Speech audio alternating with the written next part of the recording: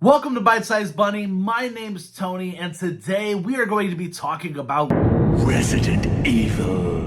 That's right, we're going to be doing a tier list for the Resident Evil franchise. Now, before we jump into things, these are the games I have not played yet. And yes, I'm still needing to play the first game that started it all. A part of me has been holding out and hoping that Resident Evil 1 will get a remake one of these days in the same vein as 2 through 4. But at this point in time, if that doesn't happen sooner than later, then yeah, I'm just gonna go back and play the HD remaster. Without much further ado, let's start ranking these titles.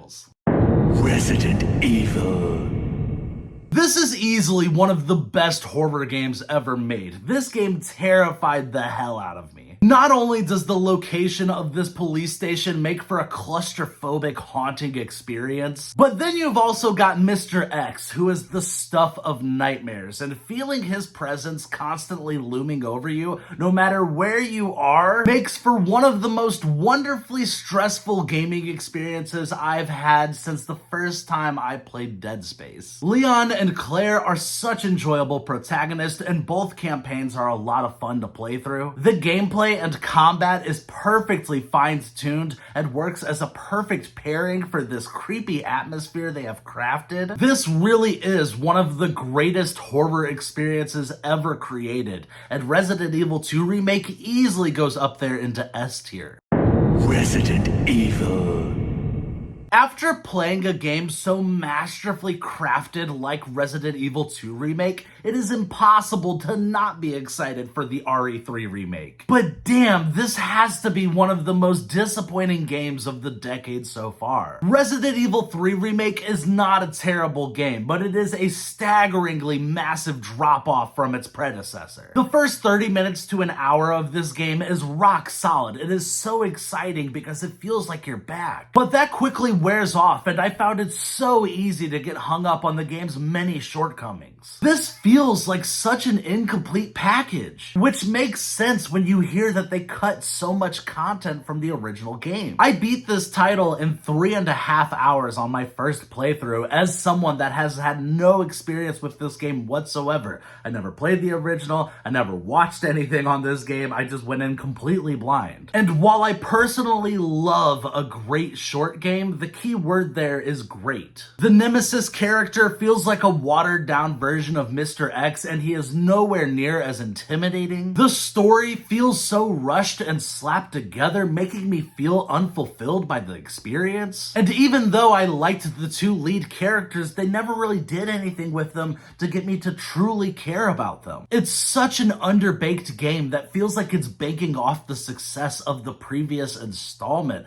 and it's just really disappointing and underwhelming. The RE3 remake is definitely one of the most forgettable installments in the Resident Evil franchise, and I'm going to be putting it in D tier. Resident Evil.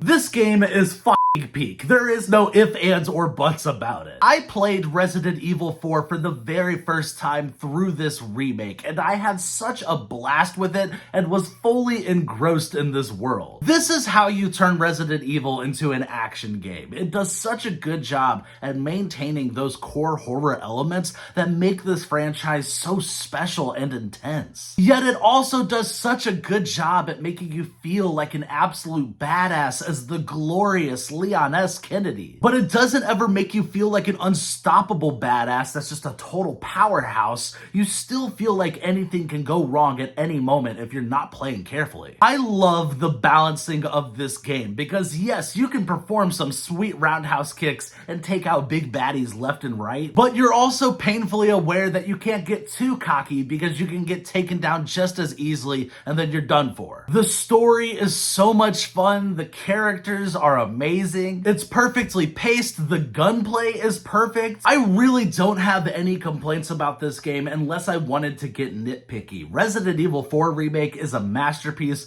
and this is going into S tier right above RE2 Remake. Resident Evil. Man, I used to love this game. This was actually my first Resident Evil game ever. I played through the entire thing with my brother and we had such a good time with it. But that was also back when this game first came out. I feel like I made a mistake by deciding to revisit this game a few years ago because yeah, it doesn't hold up anywhere near as well as I was hoping for. Not only are there some elements that just age downright horribly, but there are also a plethora of sections in this game that just don't feel good to play through, and I had completely forgotten about them. Like the temple section with the mirrors, for example, which just really bogs down the game's pacing. I do love the co-op in this game though, and I think it absolutely carries the experience. I cannot imagine playing through this game in single player and finding a level of enjoyment that comes anywhere close to the co-op experience. The story's not great, but it is some good old campy fun, and getting to share that experience with someone else is so much more enjoyable. And the iconic boulder punching sequence will forever live rent-free in my head.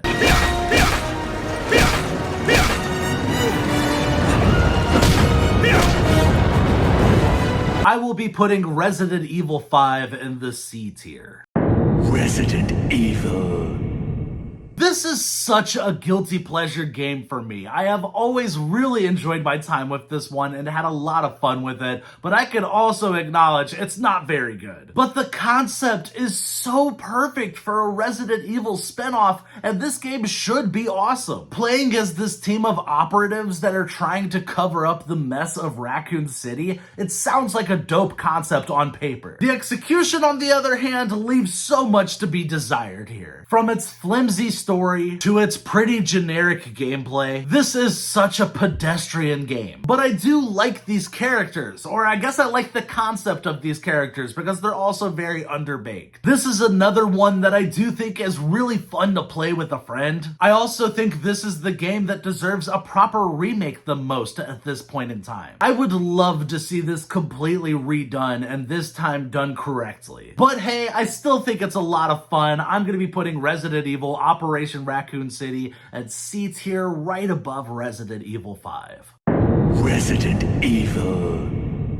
Alright, full disclaimer, yes, I have played a lot of Resident Evil 6, but no, I haven't beaten it. I am seriously contemplating going back and playing all the way through it though to see how it holds up all these years later, and if it's potentially an underrated installment in the Resident Evil franchise. That being said, I do think this is a very middle-of-the-road Resident Evil game. It totally throws all of its horror elements to the side and fully commits to being a full-blown action game experience, and that has its pros and cons. If you're someone that loves the scarier, more intense elements of the Resident Evil series, then yeah, you're probably going to be really disappointed here, and I am someone that does love those intense horror aspects of the Resident Evil franchise. But the combat does act as a fun, fast-paced action extravaganza that may even feel a little ridiculous at times. It is cool getting such a wide cast of characters with their own campaigns, and as you could probably tell at this point, I am someone that genuinely loves Resident Evil co-op, so that is a plus here. Personally, I'm gonna be putting Resident Evil 6 in C tier right below 5. Resident Evil.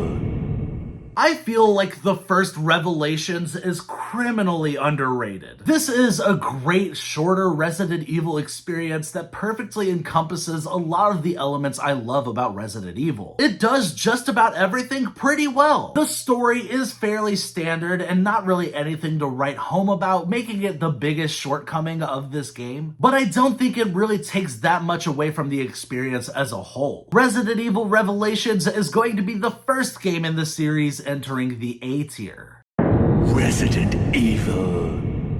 God, I loved this game. Resident Evil 7 understood the assignment and did the damn thing. Not only did the change from third person to that first person perspective add a whole new layer of intensity to the experience, but then you've also got this awesome setting with the excellent Baker family that serve as truly terrifying antagonists. Ethan Winters is a solid protagonist here that you are rooting for. I mean, the guy is going through hell to try and find his missing wife, and after everything he goes through, you're just hoping he gets a happy ending to his story. story. Really, the main things that keep this game from being an S tier for me is that the combat, it's competent, but it's also really generic. And the mold monsters you fight along the way feel very uninspired. They almost feel like placeholders for you to fight to help make the game feel less walking simulator-y. Resident Evil 7 will be going into A tier above Resident Evil Revelations.